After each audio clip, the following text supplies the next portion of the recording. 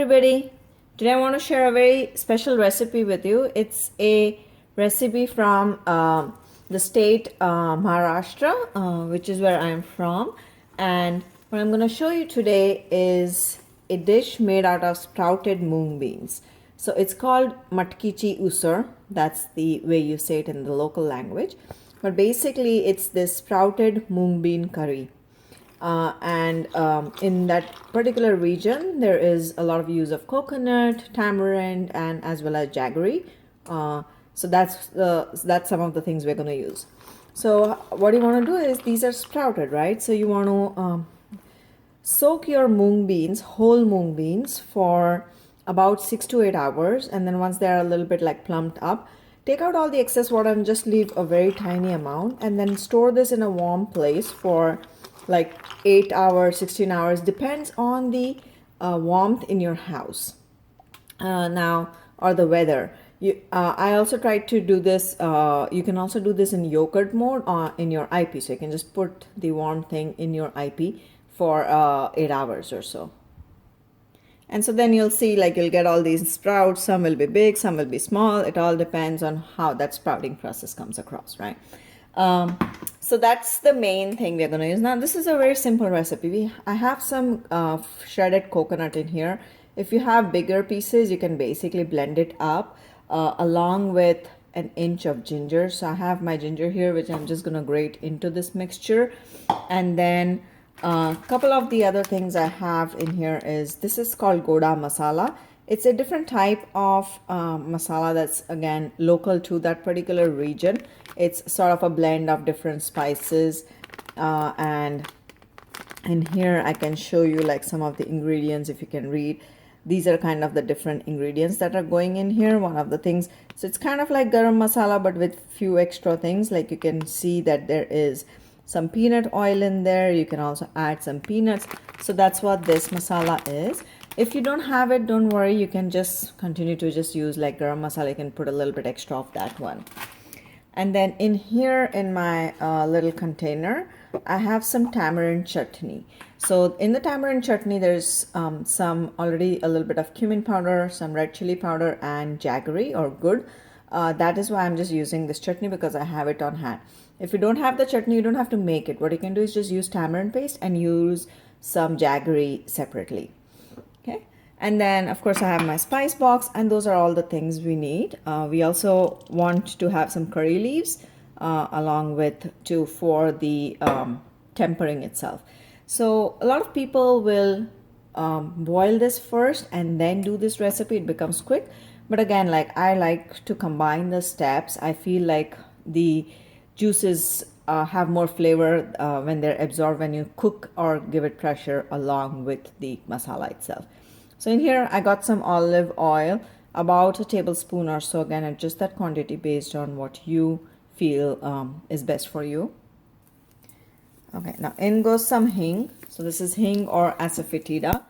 And then from my spice box here, I'm going to add some mustard seeds, about half a teaspoon of mustard seeds,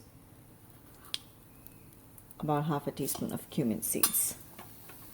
You can also add some green chilies at this time. Again, I didn't want it to be very spicy, especially the green chili spice is hard for little kids to handle.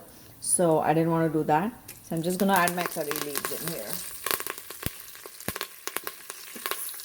So let this all temper. And then you're basically going to dump in your mung beans. Okay. So now that that is done, I'm just going to dump it in.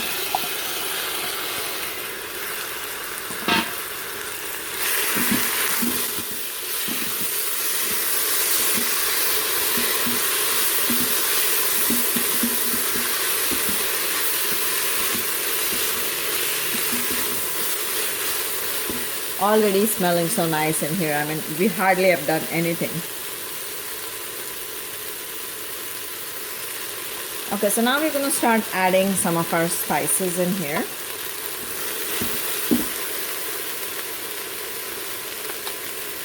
So a little bit of chili, but maybe 1/4 of a teaspoon, about 1/4 to half a teaspoon of turmeric, about 1/4 teaspoon of garam masala, or 1/4 teaspoon of coriander powder.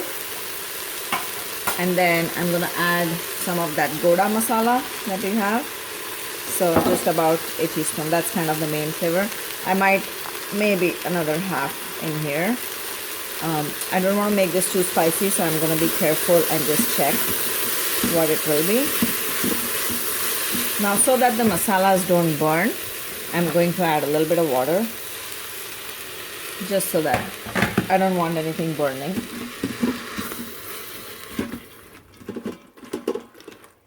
Okay, and you can also hear the sizzle going down as well, so you can hear me better.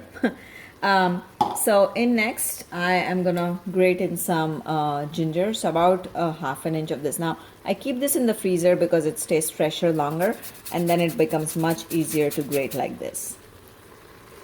Okay, so I got my ginger in there, and so as you can see, it's kind of almost half an inch gone. It's so much easier to do it this way. Also, what happens is that you can, the ginger pieces are really small because it's really grated finely, and so you don't get anything in your mouth, but you have the flavors. So dump in the shredded coconut.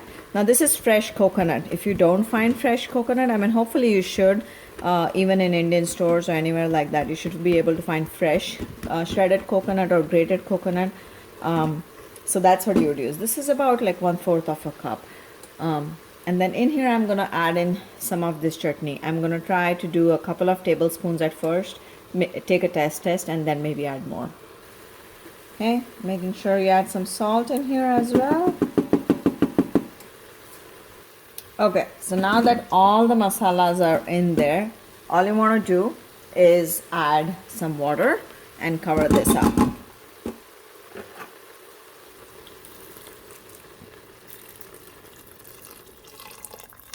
So you want to add enough water to cover your mung beans. And because I had kept my coconut in the freezer, that's why you see that lump is there and it's slowly melting over. So don't worry about that, it's going to melt over.